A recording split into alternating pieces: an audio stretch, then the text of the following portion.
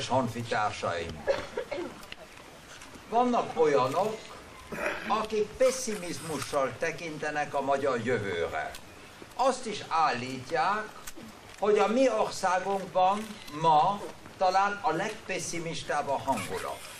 De hogyha alkalom van ezt látni, amit itt láthatok ezen a szép reggelen itt velemben, és főleg valaki, aki kényszerülve idejének javarészét külföldön tölti, nem lehet pessimista. Nem lehet pessimista több okból. Először is a magyar falu még mindig a magyar jövő alapja. Mindig nemzetünk gyökere volt. Mindig onnét kapta a nemzet azt az erőt, amely segített neki átjönni, átmenni mindenféle ellenséges és veszélyes helyzeten. Onnét kapta az erőt azért is, mert itt él még a hazafiasság és a vallásosság. Ma már ez sok országban nem természetes, de náluk még természetes. És azon kívül, ha az ember ide jön, mégis mindig vissza kell gondolnia arra, hogy még 4-5 éve nem voltam messze innét, a Burgenlandban, pár kilométerre, de akkor egy egész világ volt közöttünk. Nem tudtunk a határon elkeresztül menni. És most természetes, most egységesek vagyunk. És ezt köszönhetjük saját nemzetünknek. Mert ne felejtsük el azt, hogy Magyarország volt az az ország, amely megdöntötte a kommunizmust. Ezt talán sokan itt nem mondják, és nem is tudják. De 1956 volt az az év, amelyben vége lett a parancsuralomnak. Ugyan még pár évig tartott, amit majdnem természetes. De akkor igazán megdőlt ez a rendszer, és Magyarország még egyszer azt mutatta, hogy az az ország, amely vezeti a világ, legalábbis Európában a szabadság mozgalmát. És azon kívül bízhatunk a jövőben is. Bízhatunk, mert él ez a nemzet. Tudom jól, hogy vannak óriási nehézségek. Tudja Isten, hogy vannak, de ne felejtsük el azt. 4 évtized rombolás után nem lehet 1-2 éven belül fölépíteni egy országot. Sokkal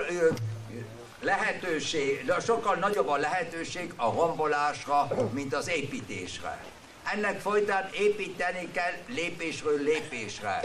És talán önök, akik nap-nap után látják a dolgokat, nem is láthatják azt, hogy mennyire építkezik már is ez az ország. De én, akit sajnos csak időről időre jöhetek ide, én látom azt, hogy mi történik.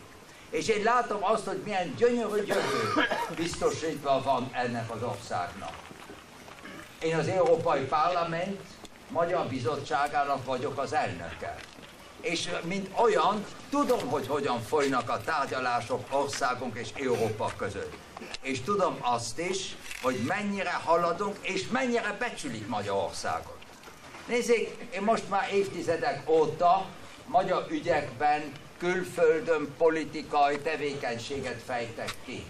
És emlékszem az, hogy milyen rossz volt a hírnevünk a II. Világháború alatt. Milyen végtelenül nehéz volt akkor Magyarország érdekeit védeni.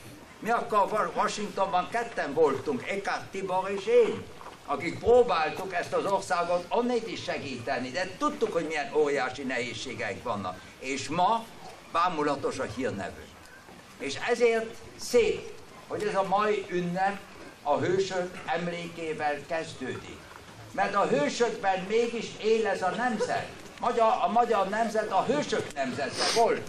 Ha olvassuk történelmünket, tudjuk azt, hogy mit tettek, és önöknek, akik itt képviselik a magyar hősiességét, én is akarom mondani, köszönöm, szívből köszönöm mindazt, amit önök csináltak nemzetünk érdekében. És azoknak, akik a fiatalok, azoknak azt szeretném mondani, itt gyönyörű példaképeink vannak. És akkor, amikor a háború hőseire emlékszünk, és még egyszer akarom ezt aláhúzni, ne felejtsük el az 1956-os hősöket. Ne felejtsük el azt, hogy azok elindították ezt a mostani mozgalmat. És ne felejtsük el azt, hogy Vincenti József hercegprímás, akinek hazatérését most ünnepeltük, éppen mindent tett, hogy gyarapítsa Magyarország hírnevét, hogy erősítse még az emigrációban is nemzeti érzésünket. Mert elvégre ne felejtsük el azt, hogy 4 millió magyar hagyta el az országát 56 után, és ezekben is föl kellett tartani a lelket. Úgy, ahogy föntartotta a lelket itt ebben az országban is. Hogy hálásak lehetünk, amit ő tett, értünk. És azon kívül egyet tett, és erre nekünk is mindig kell gondolnunk, éppen most. És ez az, hogy ő, amikor emigrációban volt, mindig védte a magyar nyelvet. Széchenyi azt mondotta, hogy nyelvében él a nemzet, és az igaz. Igaz az, meg kell tartanunk a magyar nyelvünket.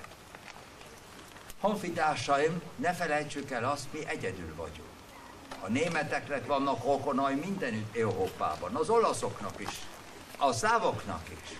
A magyarok egyedül vannak, és ezért ezt a magyar életet meg kell tartanunk a nyelvünkben, a hitünkben, a bátorságunkban. És ezért olyan szép ez az ünnep, és ezért köszönöm, hogy meghívtak engem erre az ünnepre, mert ez éppen a hit, a bátorság, a magyar nyelv és a magyar nemzetnek az ünnepe. Tartsák meg ezt a szellemet, tartsák meg ezt a hazafiasságot, és bízzanak a jövőben. Nem szabad, hogy legyünk pessimisták.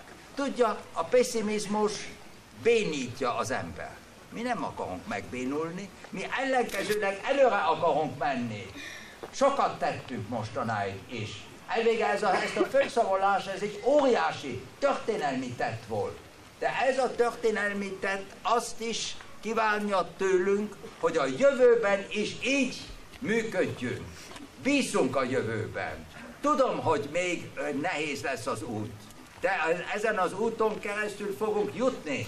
És ott van az európai közösség, amelyben egy új lehetőséget fogunk találni. Magyarországnak gyönyörű szerepe lesz ebben a közösségben. És én, aki most már 12 éve az Európai Parlamentben voltam az egyetlen magyar képviselő, aki német kerületet képviselt az Európai Parlamentben, ez is jó európai tett. Most csak azt szeretném mondani még, remélem, hogy nem sokára megjön az idő, amikor oda bevonulnak a magyar képviselők is. Amikor nemzetünk ebben az európai közösségben képviselve lesz. És amikor mi is élvezhetjük mind azokat az előnyeket, amelyek földrészünk egyesüléséből erjednek. Mert itt egy gyönyörű jövő áll előttünk. Bízunk tehát hálával azok iránt, akik ezt a jövőt lehetővé tették, bizalommal Istenben és a jövőben, bizalommal a hazában. Köszönöm.